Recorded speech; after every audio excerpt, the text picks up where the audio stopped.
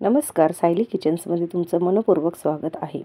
आज आपण बनवतोय चिकन टिक्का बिर्याणी. अशी वेगळी चमचमीत आणि चविष्ट अशी सुटसुटीत भात असा चिकन बिर्याणी आपली तयार होईल. त्यासाठी इथे मी 1.5 किलो चिकन घेतलेलं आहे आणि त्याचं स्वच्छ धुवून घेतलेलं आहे त्याला आणि त्याचं पाणी पूर्णतः निथळून घेतलेलं आहे.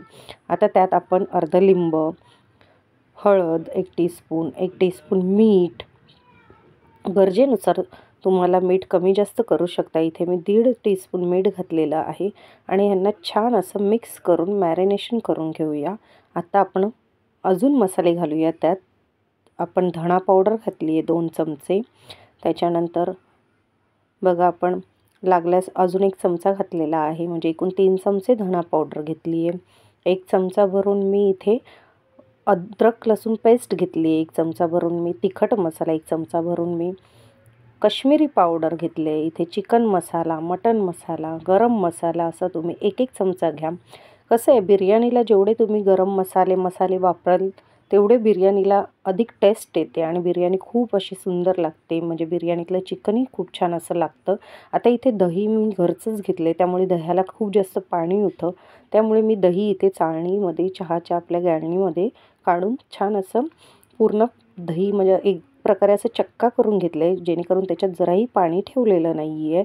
त्यामुळे कसं चिकन छान असं मॅरिनेट होतं आणि त्याला पाणी सुटत नाही. इथे मी कोथिंबीर घातलेली आहे, पुदिना घातलेला आहे, मिरची घातली आहे आणि छान असं मिक्स केलं आहे. म्हणजे चिकन असं छान मसाल्याने एकजीव होईल असं मिक्स करून चिकन आपण अर्धा तास कमीत कमी आणि जास्तीत जास्त 4-5 तास फ्रीजमध्ये मॅरिनेट करण्यासाठी ठेवून दिलेलं आहे. आता इथे मी 1 किलो बासमती राईस घेतलेला आहे. तो देखील छान स्वच्छ धुवून आपण 15 ते 20 मिनटं बाजूला ठेवलेला आहे, म्हणजे तो चांगला फुगून तयार होईल.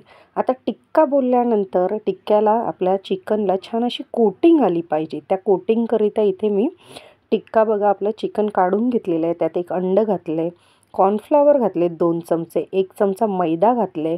आता टिक्का बोलल्यानंतर टिक्क्यासारखा कलर यायलाच हवा आहे, त्यामुळे मी इथे 1 चमचा भरून खाण्याचा कलर वापरलेला आहे आणि थोडा 1 चमचा भरून ऑइल, जेणेकरून बघा टिक्का आपला किती सुंदर दिसतोय. आणि हा पुन्हा आपल्याला अर्धा तास मॅरिनेट करायला ठेवलेला बाजूला ठेवून देऊया. आता इथे बिर्याणी बोलल्यानंतर तळलेला कांदा तर लागतोच. तुमच्याकडे जर अवेलेबल असेल आधीच तळलेला तर अतिउत्तम. नाहीतर मग असा तुम्ही हा कांदा बारीक बारीक स्लाईसमध्ये कापून घ्यायचा, उभा उभा चिरून घ्यायचा आणि असं छान गरम चांगलं तेल असं कडकडून गरम करून घ्यायचा आणि त्यात हा कांदा तळून घ्यायचा.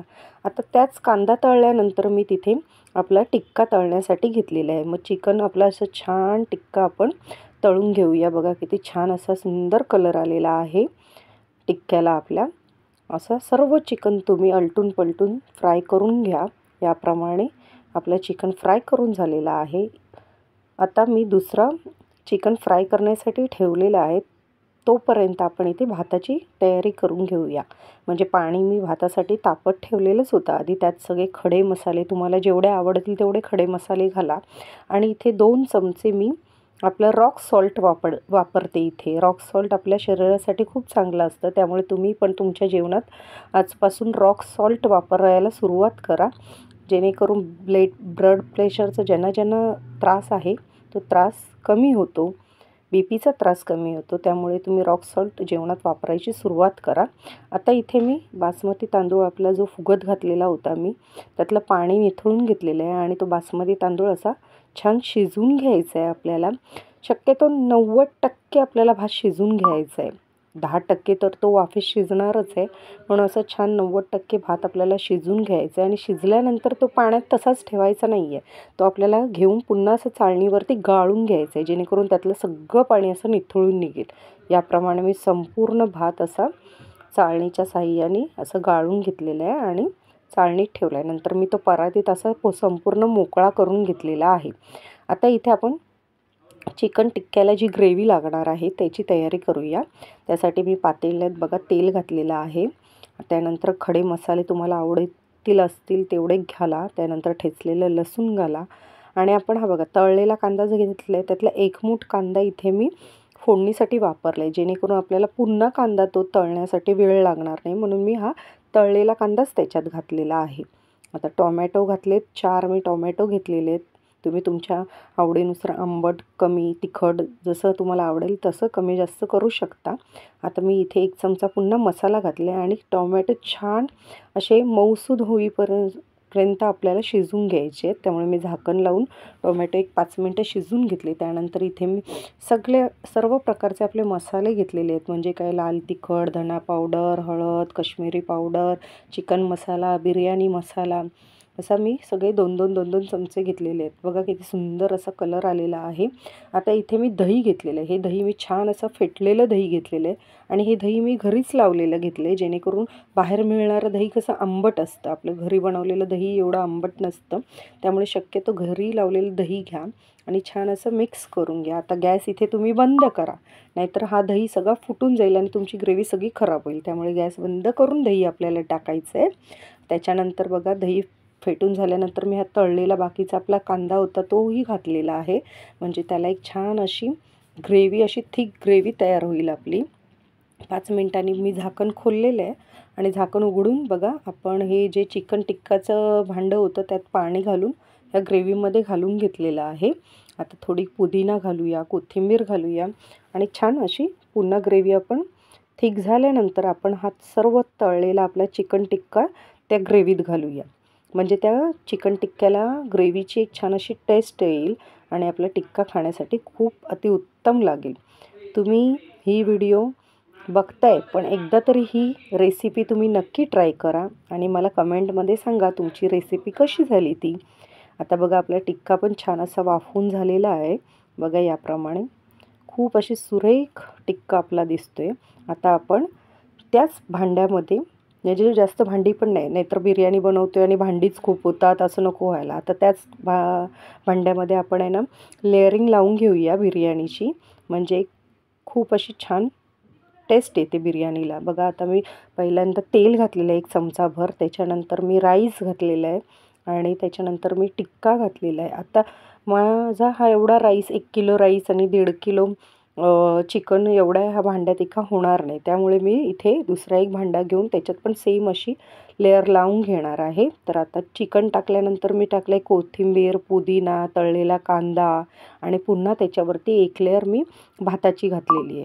याप्रमाणे पुन्हा मी त्याच्यावरती पुदिना, कोथिंबीर, कांदा घातलेलं आहे. त्याच्यानंतर आपल्याला आवडत असतील तर तुम्ही खायचे कलर असतात ते थोडे पाण्यामध्ये मिक्स करून ते कलरही घालू शकता.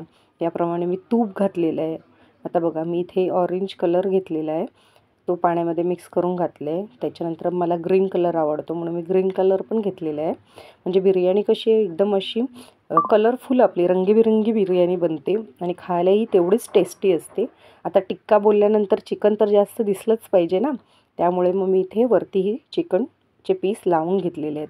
आता हे मी काय करते तर आपल्या 2 वाट्या घेतल्यात आणि त्या 2 वाट्या अशा ठेवल्यात. त्याच्यावरती मी कोळसा गॅसवर चांगला असा गरम करून घेतलेला आहे.